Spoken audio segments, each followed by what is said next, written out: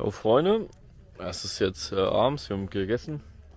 Wie spät ist es? Ich glaube irgendwie 18:30 oder so.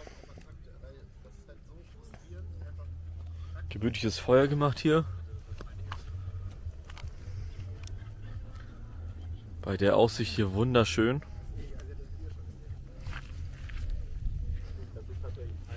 Was machen wir heute Abend? Weiß ich nicht. Wir gehen angeln. Habe ich gehört. Genau. Was sind deine Hoffnungen? Digga, ich hoffe, ich fange keinen Fisch. Wie? Der wird mir über den Vibe zerstören heute. Ich will einfach nur da chillen. Dann will ich ins Bett gehen, weil ich müde bin. Also Laura wird chillen und saufen.